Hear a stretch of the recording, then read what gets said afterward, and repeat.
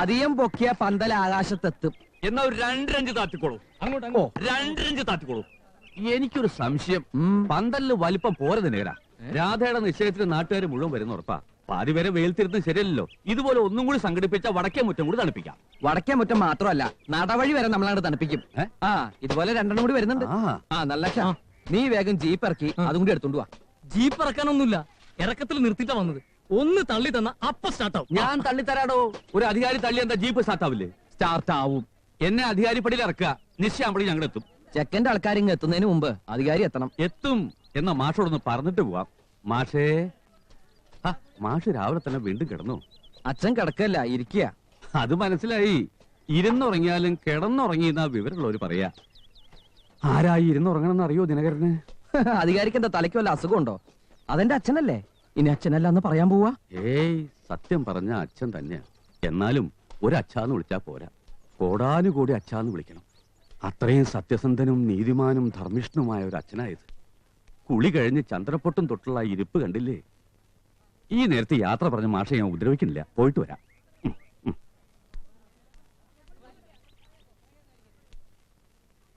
അച്ഛാ, അച്ഛാ, അച്ഛാ, അച്ഛാ, അച്ഛാ. എന്താടാ? ഉറങ്ങിയതാണോ കാറ്റ് പോയതാണോ നോക്കിയതാ. കാറ്റുണ്ടോന്ന് അറിയാൻ എന്തിനാടാ രാമനാമം ചെല്ലണ പോലെ അച്ഛാ അച്ഛാന്ന് വിളിക്കണേ? മൂക്കില് വിരല് വെച്ച് നോക്കിയാ പോരെ? അച്ഛൻ ഒരച്ഛനല്ല, ഒരുപാട് അച്ഛനാണെന്ന് അധികാരി പറഞ്ഞു. അതുകൊണ്ടൊന്ന് വിളിച്ചു നോക്കിയതാ. ഇനി അച്ഛൻ ഉറങ്ങിക്കോ. മോന്റെ അച്ഛൻ ഹാവു എന്റെ ഇടത്തേ, ഞാൻ ഇനി ഇത് എവിടെയാ പോയി തരിക? അതാരുടെ കാല? എന്റെ കാല. ചെറിയമ്മ ഇവിടെ? നിന്റെ കാലുമേ പാദസരം ഉണ്ടായിരുന്നല്ലോ, അതെവിടെ? അത് കുളിക്കുമ്പോ ഞാൻ അഴിച്ചു വെച്ചു. അസലായി. ഇന്ന് നിന്റെ കല്യാണം നിശ്ചയിട്ടാ അത് അഴിച്ചു വെക്ക. അതൊക്കെ ഇട്ടിത്തിരി ശബ്ദം ഉണ്ടാക്കടി. ഏടത്തിയുടെ നിലവിളക്ക് ഈ കട്ടിലിനിടയിലുണ്ടെന്ന് ദിനകരൻ പറഞ്ഞിട്ട് അതിവിടെ കാണാനില്ലല്ലോ. ആരെങ്കിലും കട്ടോണ്ട് പോയോ ആവോ? നാട് നിറച്ച് കള്ളന്മാരാ. എന്താ ചെയ്യാ? അതിനാല് വിഷുക്കണി വെക്കാൻ ചെറിയച്ഛൻ കൊണ്ടുപോയതല്ലേ, പിന്നെ ഇങ്ങോട്ട് വന്നിട്ടില്ല. ഓ,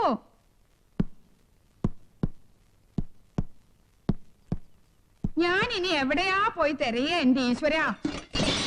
ഒരിടത്തും കാണാനില്ലല്ലോ. കണി വെക്കാൻ എടുത്തോണ്ട് പോയ ഏടത്തിയുടെ നിലവിളക്ക് നിങ്ങൾ എവിടെയാ കൊണ്ടുവച്ചത്?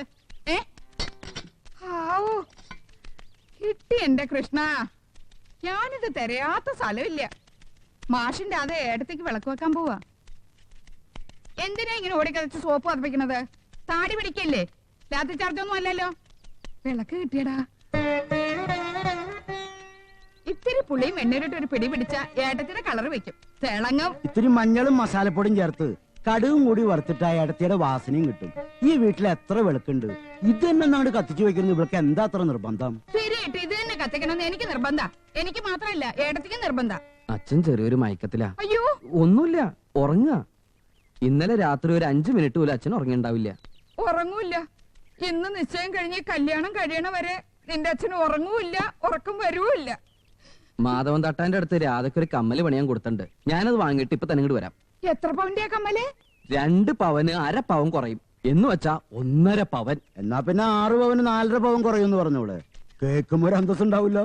പൊന്നിന്റെ കാര്യമാവുമ്പോ തിരി കൂട്ടി പറയണേൽ ഒരു തെറ്റുമില്ല. ഏടത്തിയുടെ നിശ്ചയത്തിനും ഇതുപോലെ അച്ഛൻ എന്നൊരു കമ്മല് പണിതു.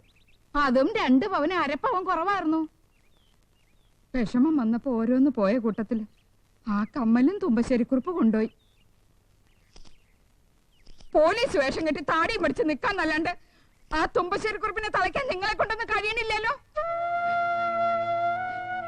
ഇവിടെ ഓരോ വിശേഷം വരുമ്പോഴും മനസ്സിൽ വരണത് ആ ദുഷ്ടന്റെ മുഖം. കണ്ണടച്ചിരുട്ടാക്കിയാലും ആ മുഖം പോവില്ല. ഇങ്ങനെ തുറച്ചു നോക്കും.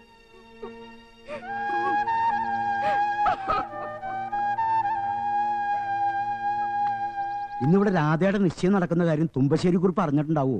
ആരും പറഞ്ഞിട്ടില്ല, എന്നാലും അറിയാണ്ടിരിക്കോ? എന്നാ കമ്മല് വാങ്ങാൻ പോണ വഴിക്ക് നീ ആ തുമ്പശ്ശേരി കുറിപ്പിന്റെ അന്തരീക്ഷം കൂടി ഒന്ന് മണത്തുപിടി. സമയം നോക്കി നെഞ്ചത്ത് കുത്തുന്നവനാ കുറിപ്പ്. നിന്റെ അച്ഛന്റെ മനസ്സിൽ നിന്ന് തുമ്പശ്ശേരി കുറിപ്പുണ്ടാവും. അതാവും രാവിലെ ഇങ്ങനെ തൂങ്ങി പിടിച്ചിരിക്കുന്നത്.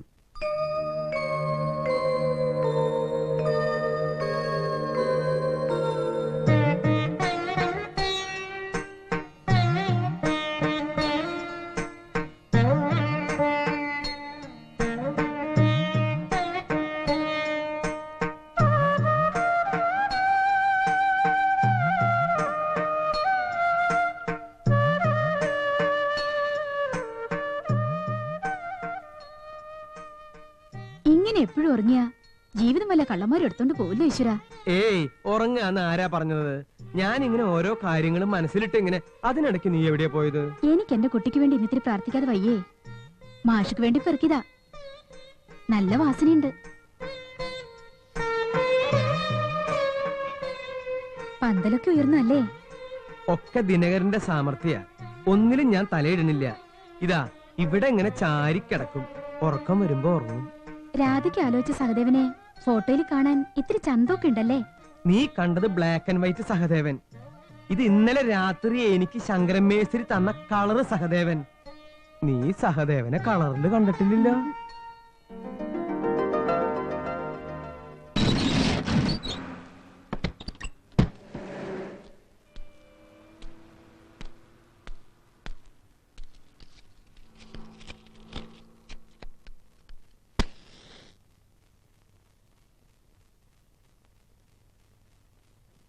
കൃഷ്ണ, 11 വർഷമായി നമ്മൾ തുറക്കുകയും അടക്കുകയും ചെയ്യുന്ന എൻ്റെ സ്പെയർ പാർട്സ് കടയുടെ ഷട്ടറാണ് ഞാനിപ്പോൾ ഉയർത്തിയത്. ഇന്ന് എൻ്റെ ദാമ്പത്യ ജീവിതത്തിൻ്റെ ഷട്ടറും ഉയർത്തുന്ന ദിവസമാണ്. സത്യസന്ധതയ്ക്ക് പ്രസിഡന്റിന്റെ സ്വർണ്ണ മെഡൽ വാങ്ങിയ നാരായണൻ മാഷിയുടെ മകൾ രാധ ഇന്ന് എൻ്റെ ജീവിതത്തിലേക്ക് നിന്റെ സമ്മതത്തോടെ കടന്നു വരികയാണ്. നീ ഞങ്ങളെ സത്യസന്ധമായി ഒന്ന് അനുഗ്രഹിക്കണം. വന്ന് വന്ന് എനിക്ക് ഈശ്വരന്മാരിലൊന്നും വിശ്വാസമില്ല. അതുകൊണ്ടാണ് ഇങ്ങനെ തറപ്പിച്ച് പറയുന്നത്. നിനക്കൊന്നും തോന്നരുത്. 1 കിലോ വെളിച്ചെണ്ണ 2 കിലോ പപ്പടോ. എന്താ പേര്? ചാരുക്കുട്ടി. എന്നാ രാരുക്കുട്ടി, ഇവിടെ വാഹനങ്ങൾക്ക് പറ്റുന്ന വെളിച്ചെണ്ണയുണ്ട്. അത് വേണമെങ്കിൽ ഒരു 5-6 കിലോ തരാം. പിന്നെ പപ്പടം, ഞാനിവിടെ ഇത്തരം പപ്പടം മാത്രമേ വിൽക്കാറുള്ളൂ. ഇതൊരു കെട്ടിന് 19,000 രൂപ വരും. അല്ല, നാടൻ പപ്പടം കിട്ടില്ലേ? നാടൻ പപ്പടം സ്പെയർ പാർട്ടായി ഉപയോഗിക്കുന്ന വാഹനങ്ങൾ ഇക്കാലം വരെ ഭൂമിയിൽ ഇറങ്ങിയിട്ടില്ല. ഇനി ഇറങ്ങാനും പോകുന്നില്ല. ഇല്ലെങ്കിൽ ഇല്ലെന്ന് പറഞ്ഞു പോരെ. ചൂടാവണോ? എനിക്കിത് ഇത്തിരി ചൂടുള്ള ദിവസം, ഞാൻ ചൂടാവും. മുമ്പ് വന്ന ആലോചനകളൊക്കെ ആ തുമ്പശ്ശേരി കുറുപ്പ് കലക്കിയപ്പോ രാധയുടെ കാര്യത്തില് എന്തൊരു പേടിയായിരുന്നു നമുക്ക്. ഇവന് പണ്ട് മുതലേ രാധയെ ഇഷ്ടായിരുന്നു എന്ന് ശങ്കരമേശ്വരി പറഞ്ഞപ്പോഴല്ലേ ഞാൻ തന്നെ അറിയണത്. സ്നേഹിച്ച പെണ്ണിനെ കല്യാണം കഴിക്കാൻ സാധിച്ചല്ലോ എന്നുള്ള സന്തോഷം കൊണ്ട് ഫോട്ടോ എടുത്തപ്പോ കരഞ്ഞു. അതാ മുഖത്തിന്റെ ഷേപ്പിന് ഇത്തിരി വളവും തിരിവും ഒക്കെ വന്നത്. എന്റെ മോളെ പൊന്നുപോലെ നോക്കുമല്ലേ? നോക്കും.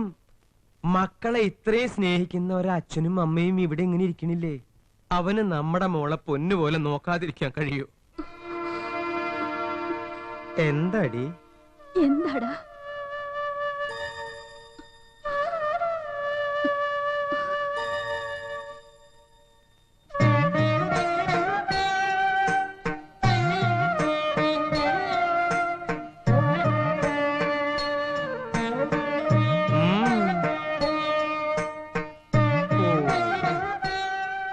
ഇവളെന്താ ഈ കഥകളി ആടണ?